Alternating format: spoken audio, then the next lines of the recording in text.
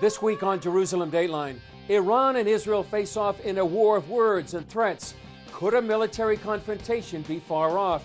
Plus, the growing threat of China and what it means to the free world. And how to pray about a world that seems poised on the verge of war.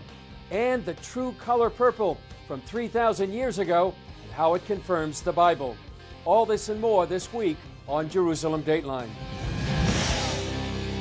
Hello and welcome to this edition of Jerusalem Dateline. I'm Chris Mitchell. Iran denied a request by French President Emmanuel Macron to include Saudi Arabia in negotiations for a new nuclear agreement. It's one of the latest developments in the effort to keep Iran from getting a nuclear bomb. President Macron warns that time is growing short to keep Iran from getting a nuclear weapon. Iran says it's reaching its goal of producing 20% enriched uranium faster than expected. 20% is one step away from weapons-grade uranium. We were supposed to produce 120 kilograms of 20% uranium annually, but now in less than 1 month, we have enriched about 17 kilograms, which is even ahead of our timetable.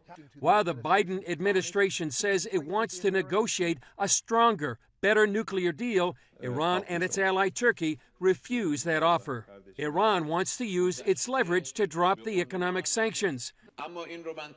I should emphasize this. America was the one who withdrew from the JCPOA and breached its commitments. Now it's America that should return to the JCPOA and fulfill its commitments.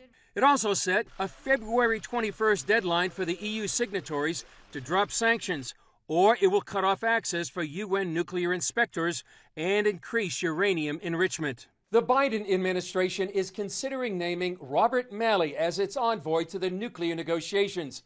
Critics like Senator Tom Cotton said the choice of Malley would send the wrong signal to Iran. He tweeted, "It's deeply troubling that President Biden would consider appointing Rob Malley to direct Iran policy. Malley has a long track record of sympathy for the Iranian regime and animus towards Israel. The Ayatollahs wouldn't believe their luck if he is selected." In the meantime, Israel is watching closely. And on Sunday, Israeli Defense Minister Benny Gantz told an Egyptian TV station it's keeping open its military option to stop Iran's nuclear program. The U.S. Senate committee voted to back President Biden's nominee for ambassador to the United Nations, paving the way for full Senate approval. Linda Thomas Greenfield is pledging to continue the fight against the anti-Israel Bds Movement at the international body. CBN News correspondent Julie Stahl shows us what the Bds Movement is all about. It's called BDS, the Boycott, Divestment, and Sanctions Movement. BDS are in fact all about creating political pressure on the State of Israel to allow academic and cultural boycott or pressure on the State of Israel to allow millions of Palestinians to return to the State of Israel. Author Anat Wilf says BDS uses what she calls the placard strategy. Placard strategy is the equations that everyone who goes to an anti-Israel demonstration sees on their placards. Zionism equals, or Israel equals, or Star of David equals. It never says Zionism equals the political movement for self-determination of the Jewish people in their homeland, which is the accurate definition. And Wilf says it's been very effective, even though the equations are lies. There are words like colonialism, racism, apartheid, sometimes even Nazism, and genocide. These words are all chosen because in our collective consciousness, they connote evil. Basically, people are exposed to an ongoing refrain that says, Zionism, Israel, Star of David equals evil. It's not only about slogans on placards at demonstrations. It's in the United Nations, it's on television. Give an anti-Israel speaker 30 seconds on television, they'll manage to say Israel, Zionism, colonialism, apartheid, genocide in the same sentence, regardless of what is the question. BDS often claims to be a grassroots movement, but Sachi Gavrieli says there's nothing grassroots about it. One could be operating in New York, one could be in Italy. It's a network operated and being headquartered from Ramallah by an element or organization called the BNC, the Bds National Committee. Wilf says there's nothing new about the movement.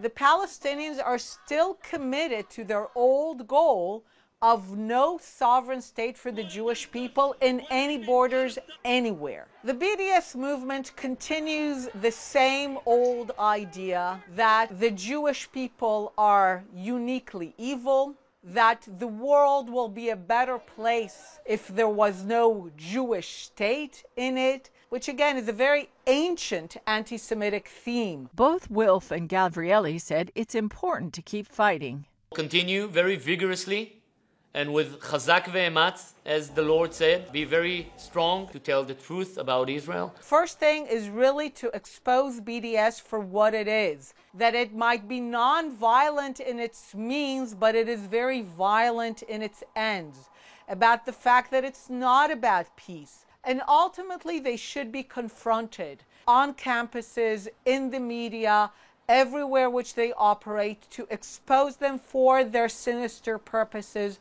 Julie Stahl, CBN News, Jerusalem. Up next, the growing menace of China and what it means for the free world.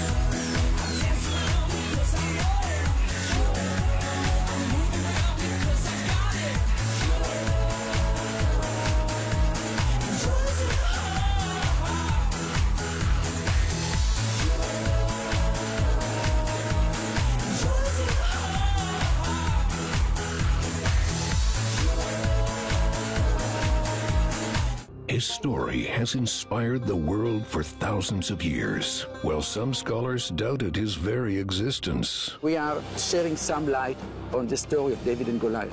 This is ancient biblical Jerusalem. CBN Films presents Written in Stone, House of David. For centuries, the Bible was the only evidence that David existed. Written in Stone, House of David.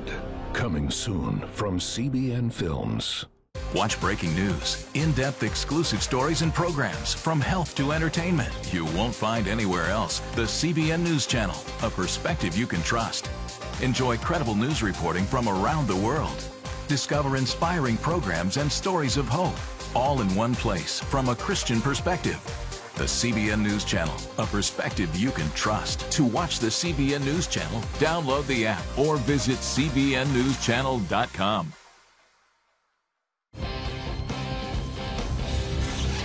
China is the greatest threat to freedom and democracy. That warning came from the former top U.S. intelligence official who said America should also prepare for an open-ended period of confrontation with Beijing.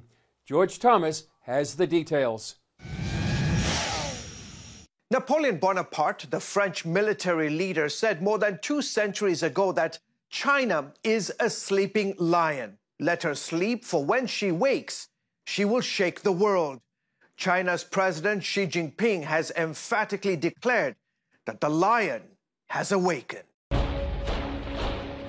John Ratcliffe, Director of National Intelligence, wrote in a recent Wall Street Journal editorial that China is America's #1 national security threat and that Beijing intends to dominate the rest of the planet economically, militarily, and technologically.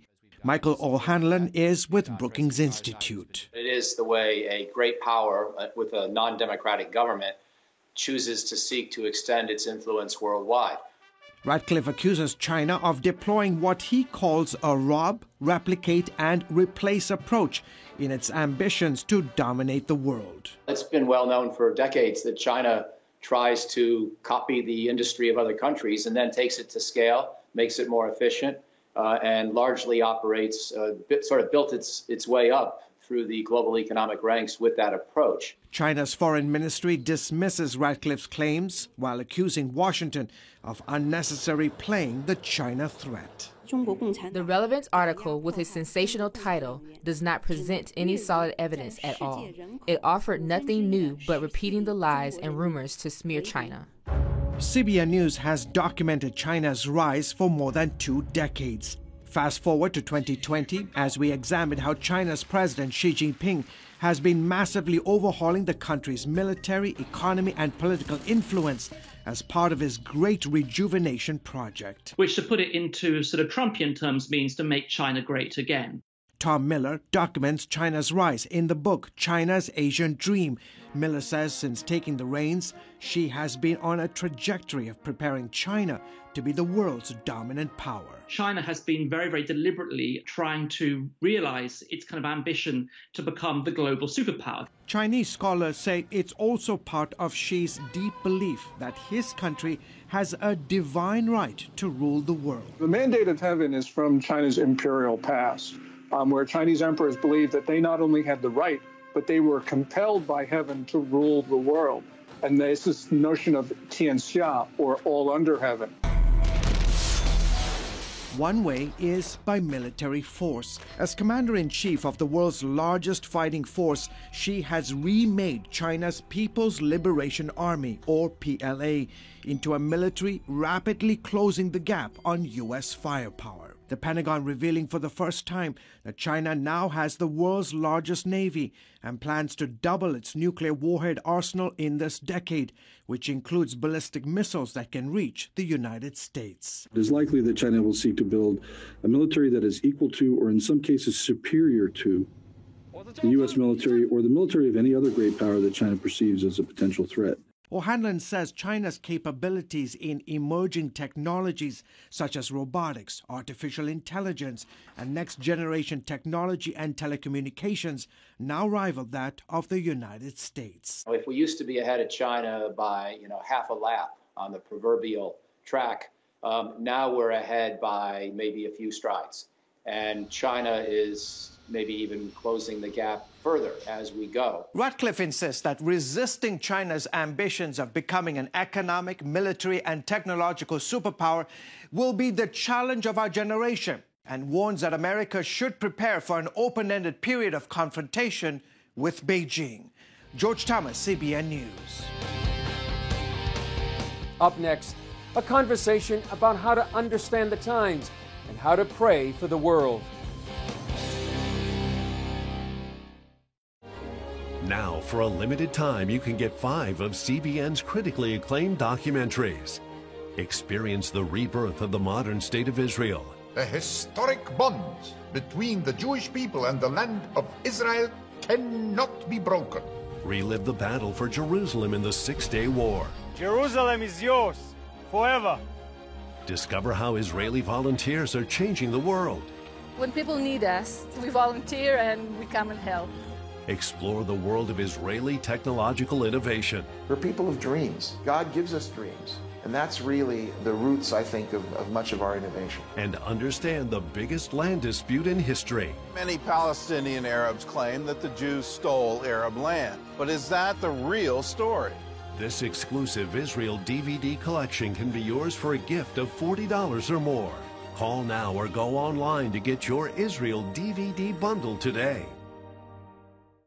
A new wave of anti-Semitism is sweeping the globe, and the Jewish state faces hostility at every turn. Now is the time for Christians to support Israel. In CBN's free booklet, Why Christians Stand with Israel, you'll discover why Christians support the Jewish state and why we must stand together with the Jewish people. Get your free copy today. Call now or go to cbn.com/standwithisrael.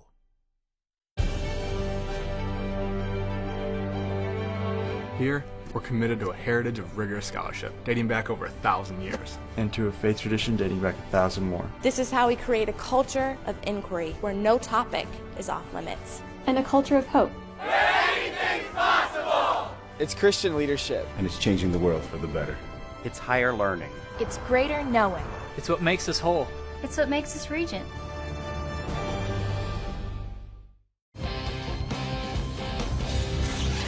Many Christians around the world are concerned about the growing persecution of the church, cancel culture, and the possibility of war. To address these concerns redemptively and how to pray about these times, Rick Ridings, co-founder of Sukkot Hallel, a 24/7 prayer ministry here in Jerusalem, wrote an article called Intercession and Prayer, How to Intercept World War III. I spoke with Ridings about his prayer strategy detailed in the article. Rick, thanks for joining us on Jerusalem Dateline. You wrote recently that this time is one of the most important times to be praying since World War II. What did you mean by that? I meant there's a global warfare. Many times people just look at what's going on in their country or one or two countries, but there really is a global spiritual warfare going on that I believe is the greatest since World War II. At that time, they were being barraged with news day after day of Hitler getting another victory, of him beginning to exterminate the Jews, and it looked like there was no way to stop him. If you just went by what you saw in the news at that time, it seemed totally hopeless, and why even pray? What good will it do? You mentioned Reece Howells. Why was he so instrumental in World War II, and what's the lesson for today? He was the head of a Bible college in Wales, and they had really learned in intercessory prayer not to just pray in reaction to what you see on the ground happening around you or in the news, but to wait on the Lord in worship and prayer until you could really begin to have God's perspective and begin to find out what does God want to do in the future. So, for example, in World War II, when it looked like it was all over, that Hitler was really decisively winning, the Lord showed them to pray that Hitler would go into Russia. As a military man, he should have known better than to go into Russia with a lot of his troops right before winter. But he went in. They prayed that he would not be able to take Moscow quickly as the news was predicting. And Hitler just got stuck in the snow. And it severely crippled everything else he did. And from there on, that was the turning point of World War II. Rick, you talk about 5 phases of prayer. The first 2 are about intercepting World War III and a time of war and a time of peace. I felt in 2017 that the Lord spoke to my heart that there was going to be great harvest coming in places like Iran, Saudi Arabia. And I felt like he said when that would begin, Satan would try to cut it off the same way he did with World War I, which occurred right after the great outpourings of the Holy Spirit in Wales, in Azusa Street, in Korea. There was a great missions movement of young people from universities going in large numbers. And then Satan succeeded in stirring up World War I. And young people who would have gone into missions instead were sent into the war and died in the war. And I felt like this Lord said, don't be ignorant of Satan's schemes. He will try to start a World War III. When the harvest begins, and you are to encourage people to pray that be stopped in the way that Reece Howells saw World War II come to an end. In the next 2 phases, Rick, you talk about geographical areas, Taiwan and the South China Sea, and also you talk about the capitals here in this region, Ankara, Tehran, and Moscow. Talk about those. I felt the Lord began highlighting that already in 2019 very clearly to us, that there would be an evil alliance forming between Ankara and Tehran and Moscow. Right after the Lord showed us that, they're traditional enemies. It didn't make sense that those 3 would work closely together. Right after the Lord showed us that, a week later, they met in Ankara with the 3 from the 3 foreign ministers of those nations. So I believe there's something evil, but we're not fighting flesh and blood.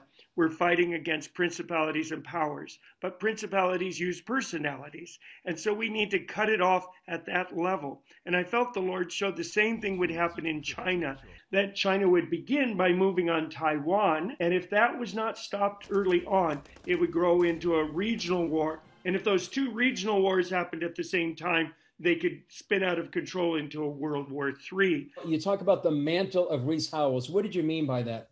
The mantle was this understanding and revelation that we're not to just pray according to what we see with our eyes or think with our minds or our political opinions, but that we're to worship and pray until the Lord begins to show us things as He sees them, because He's delegated authority on the earth to the believers.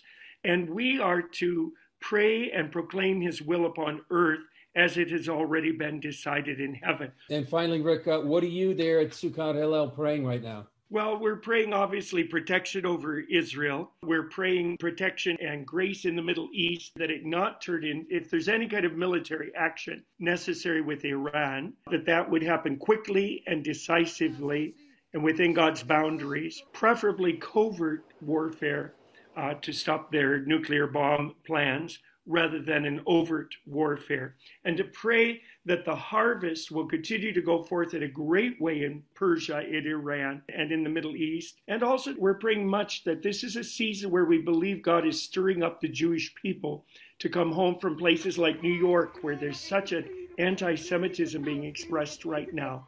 And when they're here, then Ezekiel 37 says that once the bones are connected, God will begin to breathe upon them by his Holy Spirit. And that's where your listeners can pray for that breath of the Holy Spirit from the north, south, east, and west upon this land.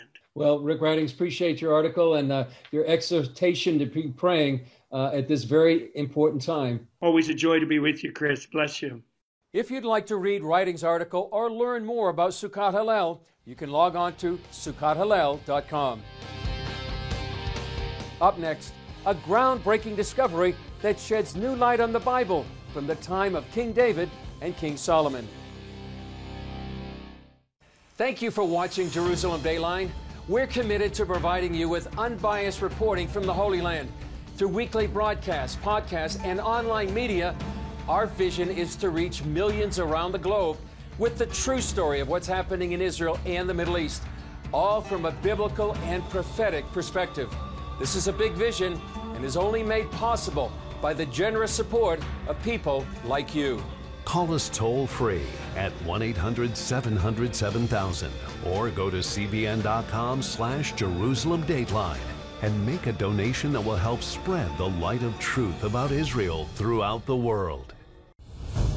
It was not my grace, but God, that I might come to the Irish nations to preach the gospel.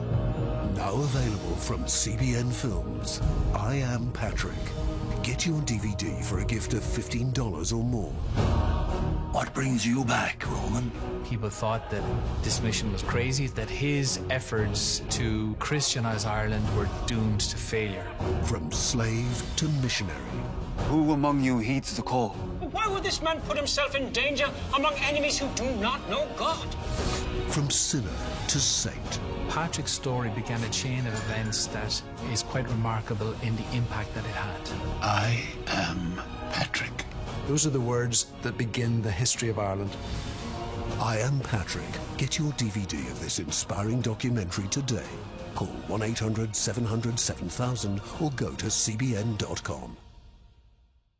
From Superpower. Look at him. He's praying. Maybe God's got a plan for me, making sure Quantum doesn't make the team. No matter how others treat you, you should forgive them the same way God has forgiven you. I am so sorry. Join the Superbook Club and get Superbook Love Your Enemies. All for your gift of only $25. Jesus is going to be crucified. When Jesus teaches peace and treating others with love. Superbook Love Your Enemies. Hey, if you're tired and exhausted all day, you can't think clearly, and you really just need a cup or even a pot of coffee to get through your day, then join me, Dr. Josh Axe, for this new series where I'm going to teach you how to transform your diet and use essential oils and supplements to get a better night's sleep. Wake up to your best life. Call 1-800-700-7000 to get your free DVD or booklet of Protect Your Sleep today. For the first time, Israeli archaeologists have recovered 3,000-year-old pieces of fabric from the time of King David and King Solomon. The groundbreaking discovery sheds new light on the Bible, from the book of Genesis to the Gospels. The discovery took place on this hill in southern Israel. Archaeologists found the royal color purple fragments in the Timnah Valley, and through carbon dating, confirmed the fabric had been preserved for 3,000 years. The real excitement was when Dr. Naama Sukenik called me one day. She told me, well, we found this proof, the molecules of the color from the lab. It's true purple. True purple comes from an ancient sophisticated process using dye extracted from sea snails found in the Mediterranean Sea. It usually took a lot of work and thousands of snails, which made the dye sometimes worth more than gold. The dry desert conditions in the valley preserve the fabric. So we found in Timna the argaman, the more purplish color, which is associated with kings. Also the priests and also the tabernacle. It provides an excellent background to the biblical record for this particular time. The region is mentioned a number of times in the Bible.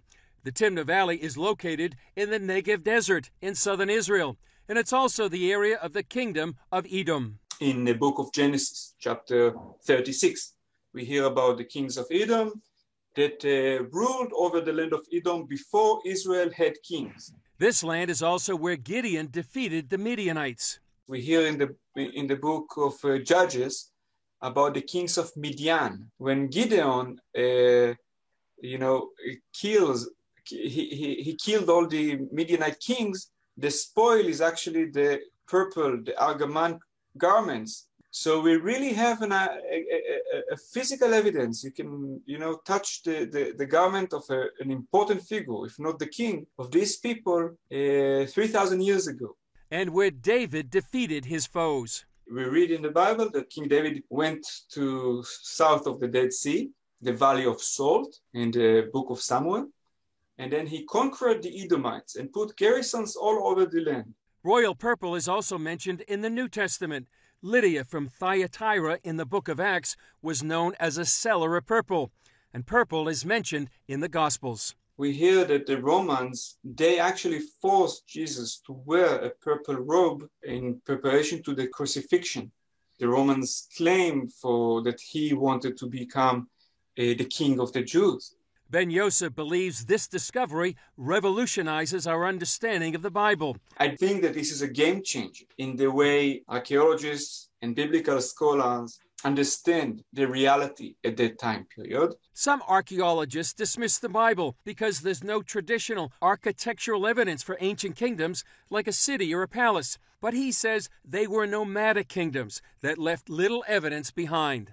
If you change the way you think about kings and kingdoms in this early period, and you understand that nomadic tribes could have had a kingdom, then suddenly everything, I think, becomes much more simpler to understand and to interpret.